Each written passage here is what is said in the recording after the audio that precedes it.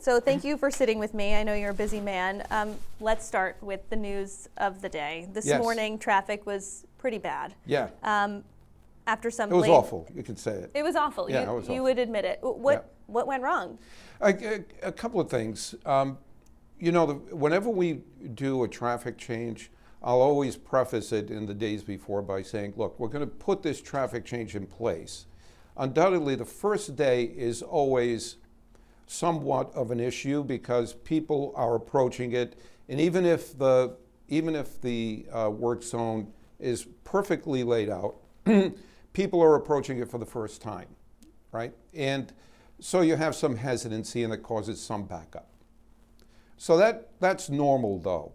What happened today is, in addition to that, we need to do some changes to the way we have it laid out, the geometry of it. And we saw that in people's reaction to it this morning. And overnight tonight, we will be adjusting the lane striping and the merges, the way they happen, to make the flow through there happen easier. As we observed vehicles this morning going through, we know what to do. We're going to make those changes tonight. Let's add on top of that a person whose car overheated this morning and decided, rather than driving it off the side of the road, which he could have, we found out, it could have been driven off the side of the road, decided to stop in the travel lane, raise his hood, and for a half hour tie up traffic behind him. But it sounds like all the blame can't be put on him. It sounds like there was some... No, absolutely. All that I'm saying is that it was a combination of, work we need to do and some work that we hope that the public would. So we're going to take care of our side. We'll do the striping. We're going to do change the striping and change the geometry so that it'll flow smoother for people in the westbound lanes to come through that. And we'll ask for people who, who can drive their cars if they're drivable off the side of the road. We're also going to put additional tow trucks along that route that are going to be staged there permanently throughout the period of time we're doing construction. We're doubling the number of tow trucks that we have in the immediate area so that they can get to these vehicles quickly and if they can't move under their own engine power, we'll get them moved. So overnight tonight, you're going to also make the changes to the westbound side, 3 lanes tonight? Is that what's happening? So there are two things. So we had planned this switchover to happen last night, as it did. Yes. We're going to make adjustments to that to make it better for people tomorrow. Gotcha. Okay. In addition, we had scheduled in the coming days or weeks to do the eastbound lanes to make them 3 lanes changed from their current 2 lanes, okay, in the easterly direction. Okay, so eastbound goes to 3 lanes tomorrow. Yeah, we moved that up in time because as we look at between now and the 22nd, when we promised everyone we would have 3 lanes in both directions in place, we see that tomorrow is a good weather window for us to get the 3 lanes in the easterly direction done. And with the weather pattern that we have in the week ahead, we'll be able to get the work on the westbound lanes changed over to 3 lanes. So we kind of moved that up in time, and we'll be doing that tonight also. We'll be changing the eastbound lanes from 2 lanes to 3 lanes overnight tonight also. So 2 things happening at once. They both affect traffic in 2 different directions, and I'm sure the changes, what happens with these kinds of changes is even if we get them perfect on the first day, there'll be a little bit of a delay because people have to get used to the new visual or the new traffic pattern. And then over several days, it'll kind of even out, and we'll work out any kinks that need to be worked out, and the drivers will get better accustomed to the new geometry to work their way through. So it's going to be a tense time during the next couple of days, but I think everything should work out. People have raised some concerns about the lanes being narrower. Yes. They're worried about trucks, accidents, speeding. I mean, should people really just expect there to be delays through this area until the new bridge is done? I think what we'll see happening, what we expect to see happening, the lane widths, the 10-foot lane widths for vehicles, are the same lane widths that people for the last, I don't know, how long has the Pell Bridge been in place? 30 years, 40 years? There have been 10-foot lanes on that bridge for all of that time, and people navigate fine through that. It'll be a change for people on the Washington Bridge that are used to a bit wider lanes to have those same dimensions of lanes on the Washington Bridge. But I expect over time, as people become accustomed to them, and the speed limit being reduced to 40 miles an hour, and restricting trucks, which is going to be enforced by the state police in the right-hand lane only. So commercial trucks, buses, and vans need to stay in the right-hand lane only. I think once people get used to those new set of regulations and those lane widths, everything should flow better than it has been because we're having 3 lanes through instead of 2 lanes through in both directions. And we had enough extra pavement that we weren't using to be able to create these additional lanes. It's not like we took the 4 lanes we currently have and put 3 lanes in each direction. We're using some additional paving that we had on the side of the road to be able to implement those. If this doesn't work to relieve congestion, these 3 lanes on either side, is there any more room to expand the flow of traffic, or is this sort of all you can do? No, we're always looking at, from day one when we first, had to shut down the westbound lanes entirely, to within a few days implementing the 2 lanes in both directions over on the other side of the bridge, all the way to now. We continually have our project managers, our traffic engineers look at ways that we can make improvements. And we're not going to stop here. We're going to continue to look at ways that we can make improvements if it means additional infrastructure changes or whatever. But let's see what happens with these. I think adding another lane in each direction is going to make a big difference. I know that people are concerned about the lanes being narrower, but we have those width lanes in other places in Rhode Island for decades, and people are driving fine. East Main Road in Portsmouth has been 10-foot lanes for decades. As I said, the Pell Bridge has had 10-foot lanes for decades. And people drive more cautiously, and they get used to that lane width, and I think the same thing will happen here. I want to ask you about the forensic analysis that's being done. We were anticipating the release of it maybe last week, maybe this week. That timeline has changed now. Yes. Have you seen the draft findings so far? So no, we have met with the various companies that are working on this, and with the forensic, with the governor's folks and the forensic folks. We've had discussions over it. They've asked for additional time to be able to assess a kind of a wider scope and a longer look back. And I think we owe it to everyone. We owe it to ourselves, we owe it to the public, and we owe it to the forensic team that's working on this, to give them the time to be able to completely review all of the records they feel they have to review, and take whatever time they need to do it completely and accurately. That's more important than getting it done faster. We took that same approach when we looked at how we were going to make a decision on the redesign and the reconstruction of the bridge itself. And we gave, I know it's human nature to be impatient and want to have these answers right away. We do too. The governor does, we do. But we also need to give the experts the time that they need and the autonomy that they need in order to be able to do their research completely, to do their analysis completely, and to offer a comprehensive and accurate result to us. The governor announced he's hired some attorneys, presumably to potentially sue some contractors and get some money back. But my question is, don't the contractors answer to the DOT? Doesn't the buck ultimately stop with you? It does, and I think the forensic team that we have in place and the attorneys have been given the mission to include everything in their analysis.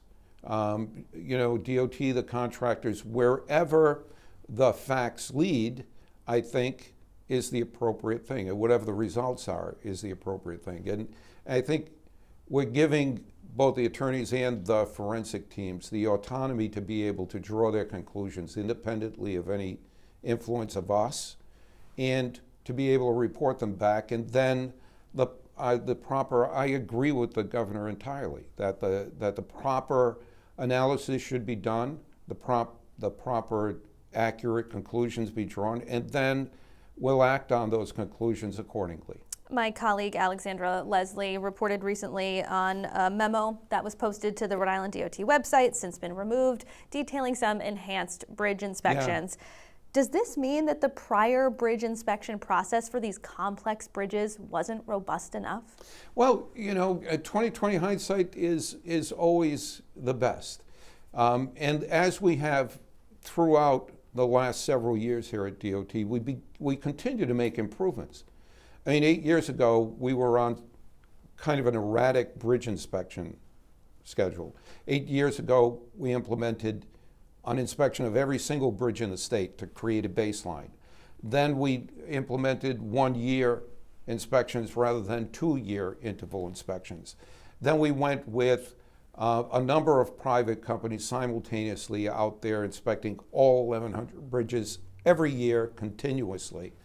And now, as a result of the things that we learned, that some bridges are designed in ways that have latent conditions or conditions that aren't easily detectable by some of the traditional and customary inspections that we've done. We continue to make improvements to that, and we are. And we're going to make improvements to the inspection process where bridges like the Washington Bridge, not as complex, but complex nonetheless, are given more special attention.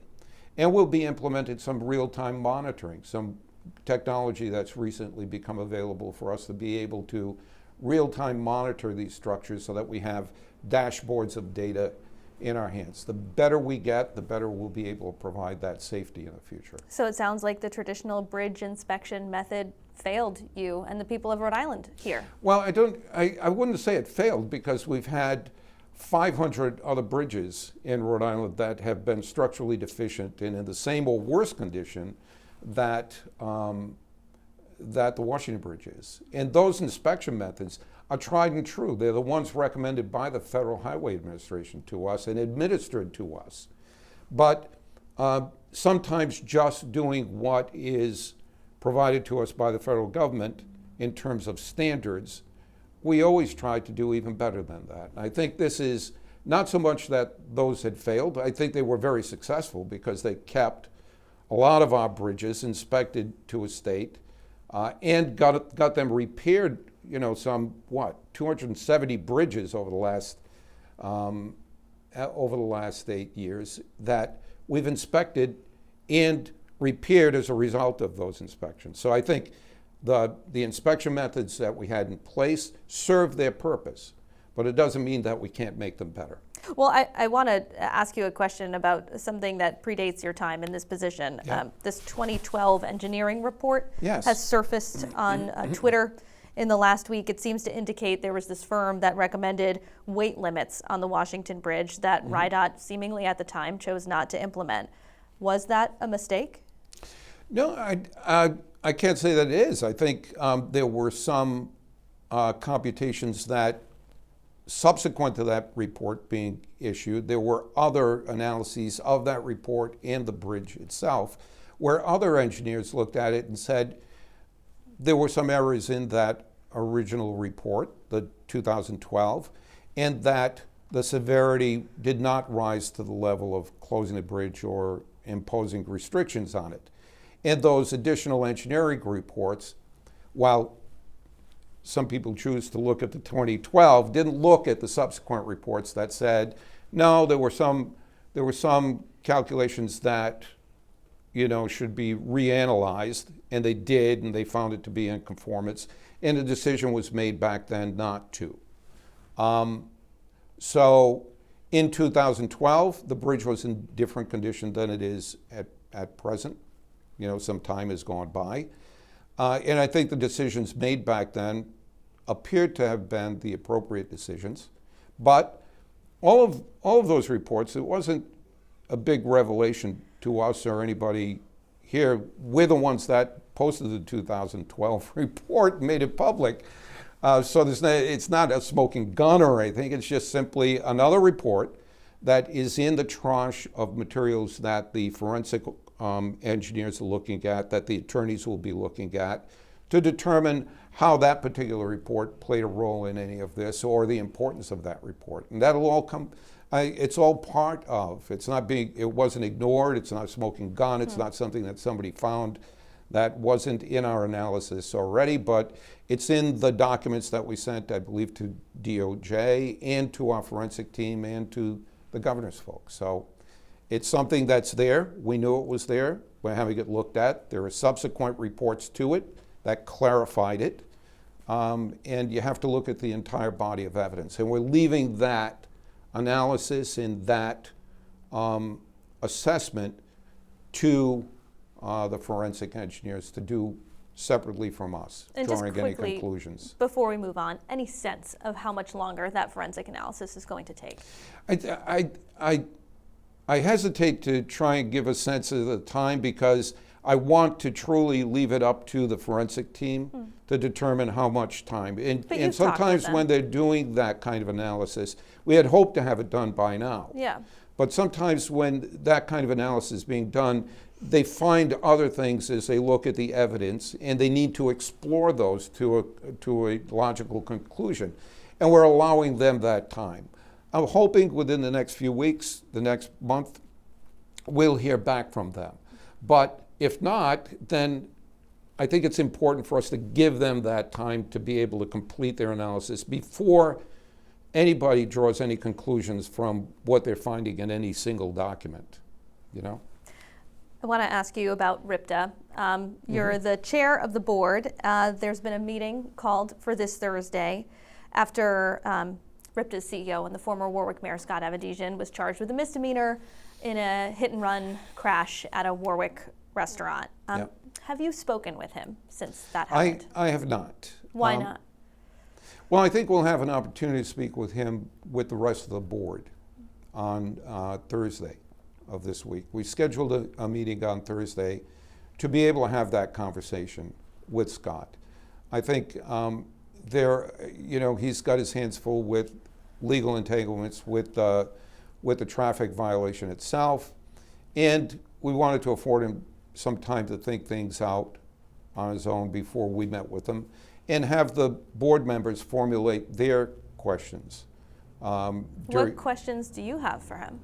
Well, look, I mean, there are a lot of questions surrounding the propriety and the actual event that happened.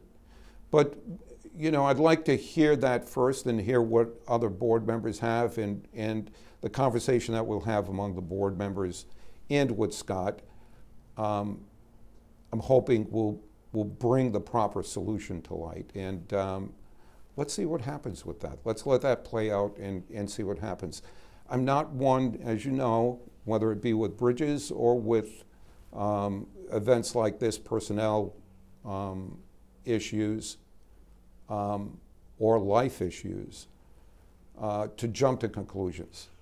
I take my time. I like to think things out, and I like to hear from the other board members and from Scott himself in a forum where we could openly discuss this, and I'm sure we'll find a solution to it. How were you informed about the incident and when? Well, I think I learned, like everyone else, from the news, from you or whoever reported it. Okay, so he didn't call you or anything like that? No. Okay. You saw it on the news. And, we've heard from the two people who were in the cars who were allegedly hit in this sort of chain reaction. And the former mayor has not been charged with driving under the influence, but they both said that it seemed as though he was maybe drunk or under the influence of alcohol. When you hear those accusations, what's your reaction? Look, there's always a concern. You know that I've always had a very strong position here at DOT and a personal interest in driving under the influence. But those are just allegations now. And I'm keeping an open mind to all of this and treating allegations in people's life circumstances as something that I think should be seriously considered and deliberated upon without drawing any conclusions or making any accusations. I'm not going to get into that. We could probably talk for the rest of the afternoon. We could. But is there anything else that you want to add? Well, look, we're going through some trying times here with the Washington Bridge. Everyone here at DOT is committed to getting the new bridge built, and also, while we're looking forward to getting the new bridge built and putting everything in place so that we hit the marks, we hope to have the RFPs out and the project awarded by the end of July, so that the contractors for both the demolition and the reconstruction can start and happen simultaneously, and get it done by, as we said, 2026, between March and September, in that time frame. That's our mission. And the people here, I want to let everybody know, the people here are committed to that mission. We're also committed to making sure that things like these transitional traffic patterns happen in a way that it's safe, number one, and it gives relief to some of the frustration with delays that people are finding. And we're working continuously on trying to find those solutions, while we're also building another 147 bridge projects throughout the state right now at this moment, some of which are bigger projects even than the Washington Bridge. And we're doing them without any fanfare but we're getting them done on time, on budget. So I want everybody to know that the people here are maintaining a steady helm, and we'll get through this. And we certainly appreciate the anxieties that people are deriving from many construction projects and the Washington Bridge. But we also appreciate their patience with us and their contributions in making the funding available for us to do this. And we treat it all very seriously here. Director Alviti, thank you. Thank you.